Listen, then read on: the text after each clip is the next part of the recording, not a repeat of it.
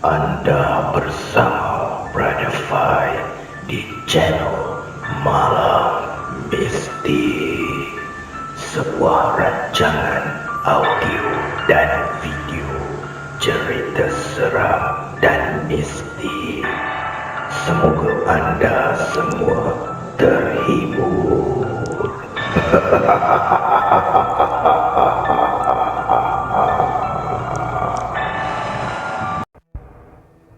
Para pendengar Malam Mistik, pada malam ini Brother Fai akan kongsikan kepada anda kisah yang datangnya daripada Ustaz Aidil Bakar. Kisah yang bertajuk Saka Pendekar Hitam bahagian 1. Kisah ini berlaku pada saya di tahun 2012 yang lalu. Pengalaman ni tak dapat saya lupakan kerana ini pengalaman yang agak mistik dan super seram. Masa petang tu, ada seorang ni lah telah hubungi saya untuk minta merawat ayahnya.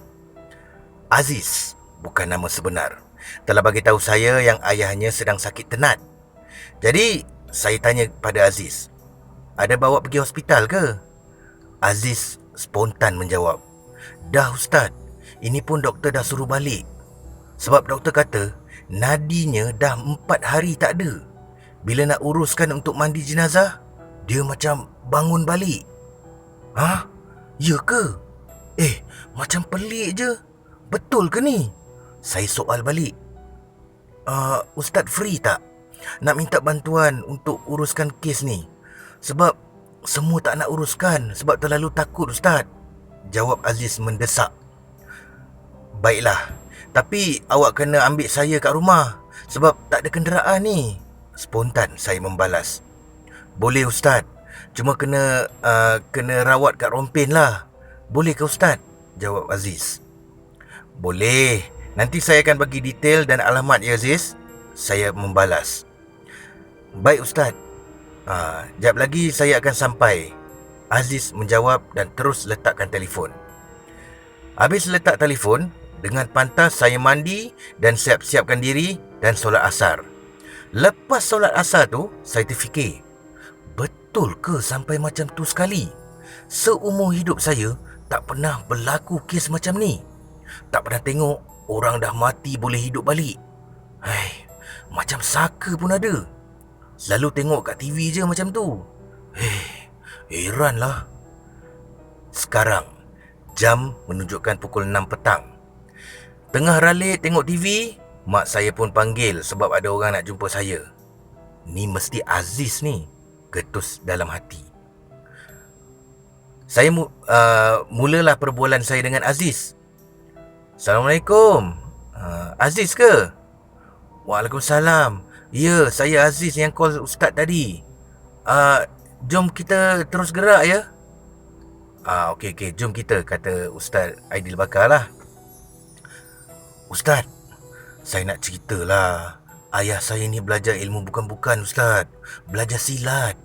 Kalau kat Rompin ni, semua orang kenal dengan kehebatan dia. Silat apa tu? Boleh saya tahu? Saya pun kurang pasti sebab saya tak suka benda pelik-pelik ni. Dulu dia ada suruh saya belajar dan hafal mentera-mentera, tak apa entah. Saya pun kurang pasti, Ustaz. Okey, baiklah. Kejap lagi kita tengoklah apa yang jadi sebenarnya. Sekarang ni bagi saya rehat dulu ya. Penat ni baru balik kerja. Baik Ustaz, Ustaz rehatlah dulu. Aziz terus memandu sampailah ke Rompin Pahang. Perjalanan Mersing ke Rompin hampir 1 jam lamanya. Azan maghrib telah berkumandang. Saya pula baru je sampai di depan rumah Aziz. Jadi saya minta Aziz untuk tumpang solat di rumahnya. Saya bagi salam dan masuk ke dalam rumah. Saya tengok ayah Aziz, dia macam molek je, hisap rokok daun kat ruang tamu rumahnya. Jadi saya pun tegurlah, pakcik apa khabar? Dia diam je macam saya ni tunggul kayu. Okey, tak apa. Solat dulu sebab tu yang wajib. Selesai solat maghrib, saya keluar ke ruang tamu. Tiba-tiba pakcik tu jerit. Kau buat apa kat sini, ha? Korang semua nak aku mati ke? Eh, tak buat apa lagi dah kena marah. Cakap dalam hati je lah. Kau nak apa, budak? Buat apa kau datang sini? Kau nak buat apa? Aku sihat je ni. Tak sakit pun. Saya datang nak ziarah pakcik je. Jawab saya lembutlah. Aku tahu. Kau datang nak lawan dengan aku. Kau tahu? Aku ni pendekar tau. Ujar pakcik tu dengan penuh riak. Pakcik, saya datang ni bukan nak lawan. Saya cuma nak bantu pakcik. Sebab katanya pakcik tak sihat. Jawab saya dengan penuh sopan. Pakcik tu terus bangun, tendang dada saya. Bergerak tubuh berisik saya ni ke dinding. Aduh, sakitnya.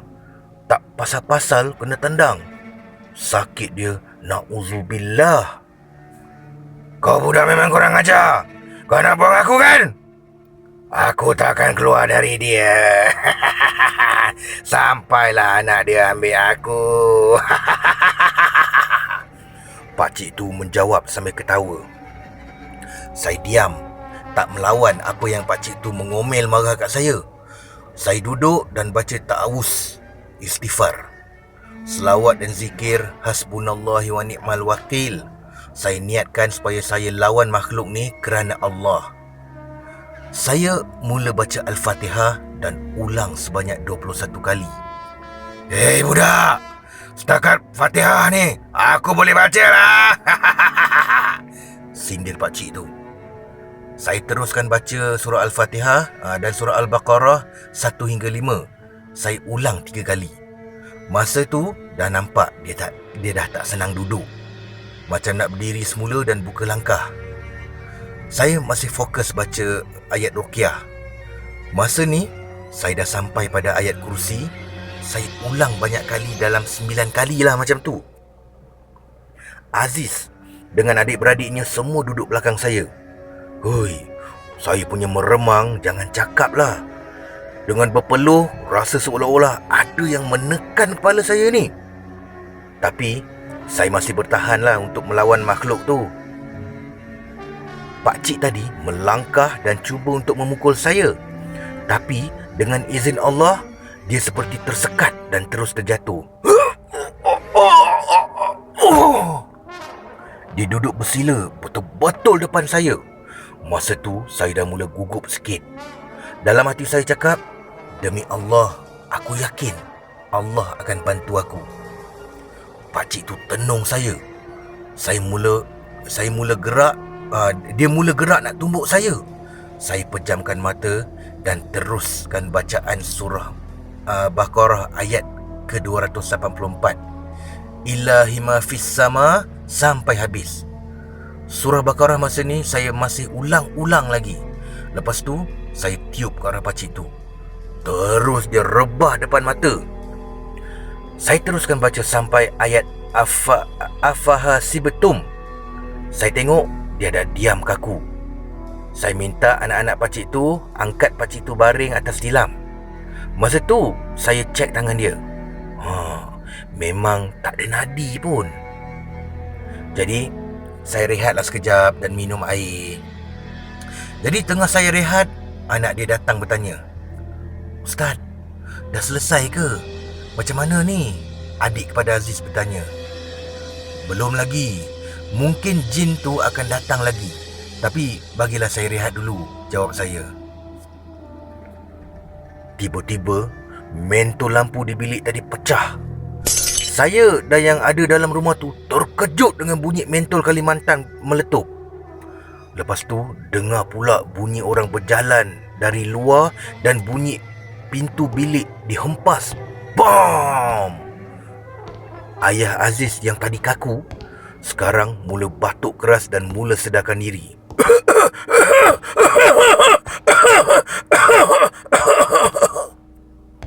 Saya minta anak-anaknya semua pegang ayahnya. Ayahnya mula meronta habis. Dia limbang semua yang pegang dan lari dan nak cekik saya.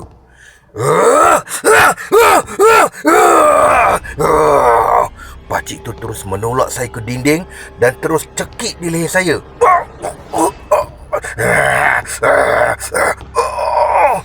Aziz dan adik-beradiknya cuba tarik tangan ayah dia lah dan terus mencekik saya. Alhamdulillah, saya terlepas dari dicekik. Terus saya baca ayat kursi dan ulang-ulang surah As-Saffah. Masa tu pakcik tu menjerit kesakitan.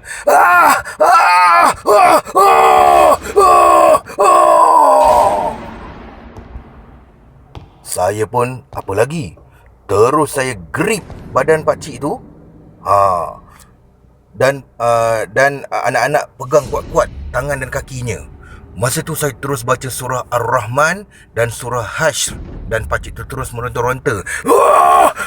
Panas, sakit, aduh, panas. Saya tak hirau pun apa yang pakcik tu cakap. Terus saya baca sampai habis surah Ar-Rahman dan pakcik tu terus diam, kaku semula. Macam ni tak boleh jadi ni. Saya dan semua yang ada angkat dan letakkan kembali ayah Aziz tu ke atas tilam. Ayah kamu ada simpan barang-barang tak? Saya terus bertanya. Ada Ustaz. Keris, batu cincin, kemian. Dia selalu perasapkan keris dan barang-barang dia pada malam Jumaat, ujar Aziz. Cepat ambil dan kumpul semua. Sediakan tempat, kita terus bakar je semua tu, jawab saya. Baik Ustaz, Aziz menjawab dan terus mengambil barang-barang di bilik ayahnya. Penatnya, habis lebam-lebam tubuh saya dikerjakan oleh oleh ayah Aziz ni. Saya berehat lagi untuk kali kedua. Habis paruh tenaga saya melawan pakcik ni. Dalam beberapa minit, Aziz dan adiknya bawa periuk dan barang-barang puja ayahnya. Saya ambil semua, bakar dalam periuk sambil baca Afahasibtum dan Fawaqal Haqqu. Masa tu, ayah Aziz yang kaku tadi terus menangis. Jangan bakar! Jangan! Itu rumahku! Suara dari ayah Aziz. Saya terus baca ayat ruqyah dari awal sampai habis. Alhamdulillah, bila semua terbakar, ayah Aziz yang diam tadi terus agresif semula. Saya teruskan baca ayat ruqyah. Masa tu, saya tengok ayah Aziz mula muntahkan sesuatu.